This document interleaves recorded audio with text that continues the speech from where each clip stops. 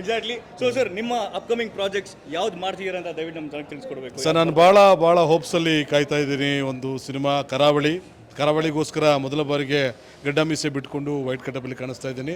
ಆಮೇಲೆ ಜಡೇಶ್ ಅವರು ನಿರ್ದೇಶನ ಮಾಡ್ತಾ ಇರುವಂತಹ ದುನಿಯಾ ವಿಜಯ್ ಅವರ ಮುಖ್ಯ ಭೂಮಿಕೆಯಲ್ಲಿರುವಂಥ ಒಂದು ವಿಶೇಷವಾದ ಚಿತ್ರ.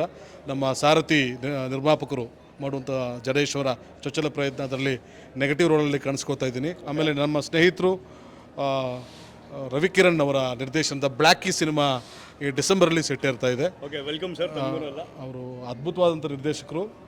ಈಗಾಗಲೇ ಒಂದೆರಡು ಸಿನಿಮಾ ಮಾಡಿ ಗೆದ್ದಿದ್ದಾರೆ. ಈಗ ಬ್ಲ್ಯಾಕಿಗೋಸ್ಕರ 3-4 ವರ್ಷದ ತಯಾರಿ ಮಾಡ್ತಾ ಇದ್ದಾರೆ. ನನ್ನ ಈ ಸೈಜ್ ಕಮ್ಮಿ ಆಗೋದಕ್ಕೆ ಮೂಲ ಕಾರಣ ಅವರೇ.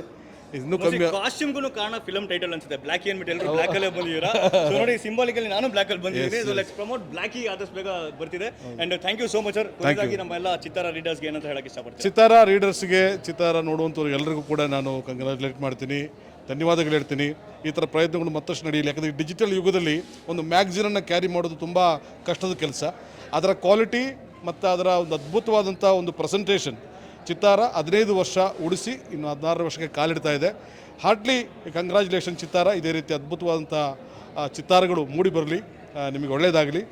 ನಿಮ್ಮ ಪ್ರಯತ್ನಕ್ಕೆ ನಮ್ಮೆಲ್ಲರ ಕಡೆಯಿಂದ ಶುಭಾಶಯಗಳು ಕೋರ್ತಾ ಇದ್ದೀನಿ.